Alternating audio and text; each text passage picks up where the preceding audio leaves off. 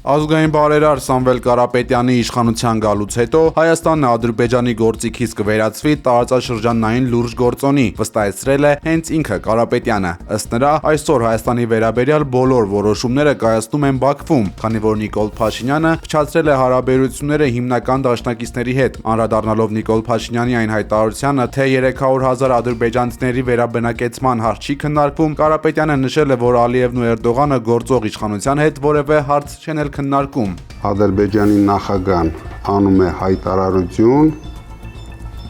փոքրիկ խմբակը իր ղեկավարի հետ վազելով կատարում են այդ հայտարարությունները։ Դրա համար ես վստահ եմ, որ իրենց հետ քննարկող չկա, բայց մենք այդ ամենը կանգնեցնելու ենք։ Կարապետյանի խոսքով Հայաստանի խաղաղության երաշխավորը չի կարող լինել հակառակորդ պետությունը։ Ազգային բարերարի պնդմամբ մեր երկրի անվտանգությունը բացառապես պետք է հենվի ուժեղ բանակի ու ժողովրդի վրա։ Կարապետյանը նաև հիշեցրել է հարևան Վրաստանի օրինակը, որտեղ երկրի իշխանության սխալ ղեկավարման արդյունքում ըստ Կարապետյանի Բաթումին դարձել է թուրք-ադրբեջանական անկլավ։ Ադրբեջանը ամենաշատը Հայաստանում կարող է լինել փոքրիկ խմբակի երաշխավորը։ Հայաստանի երաշխավորը լինելու է Հայաստանի ուժեղ բանակը, Հայաստանի ուժեղ ժողովուրդը, խոշոր գերտերությունները եւ տարածաշրջանային շահեր ունեցող երկրները։ Հայաստանի վարչապետ Նիկոլ Փաշինյանը մասնակցել է Տավուշի մարզի Կիրանց գյուղի վերականգնված Սուրբ Երրորդություն եկեղեցու ոցման արարողությանը։ Հայ-ադրբեջանական սահմանից ընդամենը 30 մետր հեռավորության վրա գտնվող այս եկեղեցին ավերվել էր եւ ժամանակավոր դադարեցրել գործունեությունը։ 2024 թվականին կառավարությունը հատկացրել էր 64 միլիոն դրամ եւ նախատեսել աշխատանքներն ավարտել 2025 թվականի տարեվերջին։ Փաշինյանի հետ արարողությանը ներկա են եղել կրթության, գիտության, մշակույթի եւ սպորտի նախարարն ու ընդդիմադիր պատգամավոր Գեգամ Նազարյանը։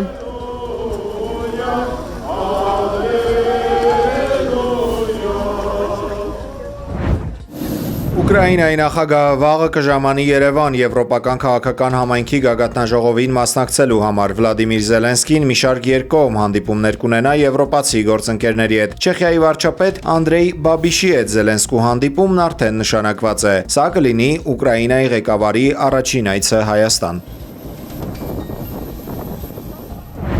Թուրքիայի փոխնախագահ Ջևդետ Յիլմազը կժամանի Հայաստան մասնակցելու Եվրոպական քաղաքական համայնքի 8-րդ գագաթնաժողովին, հայտնում է թուրքական Անադոլու գործակալությունը։ Աղբյուրը նշում է, թե Յիլմազը կլինի առաջին թուրք բարձրաստիճան պաշտոնյան, որը այցելում է Հայաստան։ Այս տեղեկությունը սխալ է։ 2008-ին Երևան է այցելել Թուրքիայի նախագահ Աբդուլլա Գյուլը եւ հայ պաշտոնակցի հետ դիտել Հայաստան-Թուրքիա ֆուտբոլային հանդիպումը։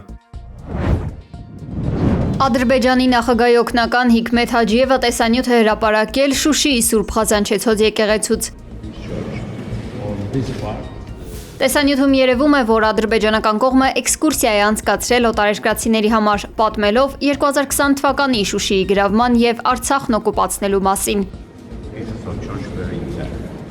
Հաջիևը հրապարակած տեսանյութին կից գրել է, թե եկեղեցին վերականգնվել է իր սկզբնական ճարտարապետական ոճին համապատասխան։ Նրա խոսքով Ադրբեջանի Հանրապետության տարածքում գտնվող բոլոր օրինական շինությունները, ինչպես նաև պատմական, մշակութային եւ կրոնական հուշարձանները պաշտպանված, պահպանված եւ վերականգնված են ազգային օրենսդրությանը համապատասխան։ Արցախյան 44-օրյա պատերազմից հետո Ադրբեջանը հեռացրել էր օկուպացված Արցախի տարածքում գտնվող Ղազանչեցոցի գմբեթը, պատմական եկեղեցին վերածելով մզկիթի։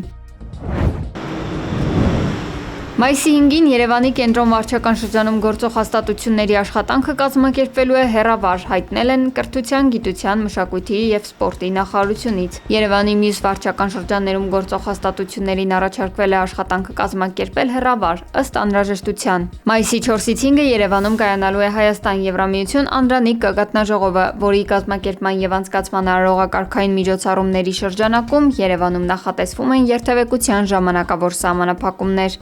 Կլինեն մի շարք ճանապարհահատվածներ։ Մայիսի 4-ը ոչ աշխատանքային օր է։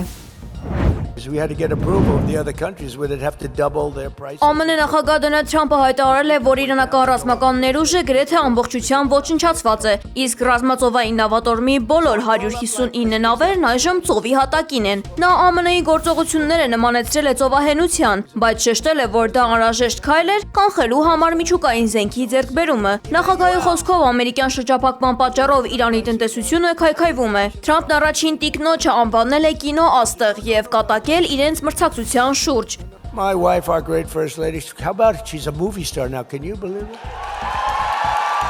Terrible. I don't know if I'm happy about that or sad about that. Նրա ֆիլմն առաջին տեղում էր եւ ես նրան ասացի. ոչ մի ընտանիք չի կարող երկու աստղ ունենալ։ Ինչ ես կարծում։ Սա լավ իրավիճակ չէ, ինձ դուր չի գալիս։ One streaming and I said to her, no family. Նախագահը նաև խոստովանել է, որ Մելանիային դուր չի գալիս իր պահվածքը բեմի վրա։ And she hates when I dance too at the end too. Նա ատում է, երբ ես սպառում եմ։ Նա շատ նրբագեղ կին է եւ ասում է. «Սիրելիս, խնդրում եմ, մի պարիր, դա նախագահական չէ»։ Ես պատասխանում եմ. «Դա գուցե նախագահական չէ, բայց ես հարցումներով 20 միավորով առաջ եմ»։ 32 years later, with the fact that when we called on ԱՄՆ նախագահ Դոնալդ Թրամփը ընդլայնել է պատժամիջոցները Կուբայի կառավարության դեմ Վենեսուելայում իշխանափոխության ֆոնին։ Նոր սահմանափակումները թիրախավորում են Կուբայի անվտանգությանն աջակցող անձանց եւ կազմակերպություններին, նրանց, ովքեր գործունեություն են ծավալում էներգետիկայի պաշտպանության, հանքարդյունաբերության եւ ֆինանսական ոլորտներում։ Սպիտակ տան ներկայացուցիչները նշել են, որ այս քայլը նաեւ նախազգուշացում է Կուբային, որին Վաշինգտոնը մեղադրում է Իրանի եւ Հեզբոլլահի հետ դաշնակցելու։ ԱՄՆ սահմանների մոտ ճշտամական հետախուզական գործունեությունների համար։ Դոնալդ Թրամփը բազմիցս է հայտարարել Կուբայի վարչակարգի մոտալուտ փլուզման մասին, շեշտելով. «Կուբան հաջորդն է»։ Թրամփի խոսքով ԱՄՆ-ից պահանջվում է ընդամենը 1 հարված եւ վերջ։ Պենտագոնը հայտարարել է Գերմանիայից 5000 ամերիկյան զինծառայողների դուրսբերման մասին։ Բացի այդ, գերատեսչությունը չեղարկել է Բայդենի վարչակազմի օրոք մշակված Եվրոպայում հրթիռային հրետանային ստորաբաժանում տեղակայելու ծրագիրը։ Այս քայլերի արդյունքում Եվրոպայում ԱՄՆ ուժերի թիվը կվերադառնա 2022 թվականի մակարդակին, նախքան Ուկրաինայում ռուսական ռազմական գործողությունների մեկնարկը։ Պենտագոնի խոսնակ Շոն Փարնելը նշել է, որ գործընթացը կավարտվի առաջիկա 6-ից 12 ամիսների ընթացքում։ Ըստ New York Times-ի բարձրաստիճան պաշտոնյաները մասնավոր զրույցներում հասկացրել են, որ սա պատժամիջոց է Գերմանիայի դեմ։ ՆԱՏՕ-ն արդեն արձագանքել է ԱՄՆ-ի այս որոշմանը, նշելով, որ փորձում են հասկանալ պատճառը։ Լարվածության պատճառը Գերմանիայի կանցլեր Ֆրիդրիխ Մերցի քննադատությունն է Իրանում ԱՄՆ-ի վարած պատերազմի վերաբերյալ։ Կանցլերը նշել էր, թե Իրանը նվաստացրել է Միացյալ Նահանգներին եւ որ ամերիկյան կողմը չունի հստակ ռազմավարություն։ Չնայած զորքերի կրճատմանը, Գերմանիան կշարունակի մնալ աշխարհում ԱՄՆ ռազմական ներկայության երկրորդ խոշորագույն երկիրը, ավելի քան 30,000 զինծառայողով։ Թրամփի բանագնացներ Ուիտքոֆն ու Քուշները հետաձգել են ուղևորությունն Ուկրաինա, քանի որ բանակցություններում առաջընթաց չեն տեսնում, հայտնել է Kyiv Independent պարբերականը։ ԱՄՆ ներկայացուցիչների որոշման վրա հնարավոր է նաև, որ ազդել է Ուկրաինայի օդային տարածքի փակ լինելը, ինչի պատճառով պատվիրակությունը պետք է Կիև հասներ գնացքով։ Ուկրաինայի նախագահ Զելենսկին Տելեգրամի իր ալիքում գրել է, որ Ռուսաստանը փորձում է ճնշել երկրի հակաօդային պաշտպանությունը զանգվածային հարձակումներով։ Նա նաև հրապարակել է կադրեր, որտեղ երևում են մեկ շաբաթվա ընթացքում Ռուսաստանի թիրախավորած ենթակառուցվածքները։ Մեքսիկայում ողբերգական պատահարի հետևանքով զոհվել է 11 մարդ, այդ թվում 3 երեխա։ Ավելի քան 20-ը ստացել են ծանր վնասվածքներ։ Միջադեպը տեղի է ունեցել, երբ զբոսաշրջիկներ տեղափոխող ավտոբուսը դուրս է եկել երթևեկերի գոտուց եւ գլորվել մոտ 30 մետր խորությամբ ձորը։ Բրազիլիայում մոլեգնող հորդառատ անձրևների եւ ջրհեղեղների հետևանքով զոհվել է 4 մարդ, որոնցից 2-ը երեխա։ Աղետի պատճառով ավելի քան 1500 մարդ տարհանվել է։ Օդանավակայանը ժամանակավորապես դադարեցրել է աշխատանքը։ Բրազիլիայի նախագահը խոստացել է դաշտային օգնություն տրամադրել տուժած շրջաններին, դաշտային հոսպիտալներ հիմնելու եւ ընտանիքներին աջակցելու համար։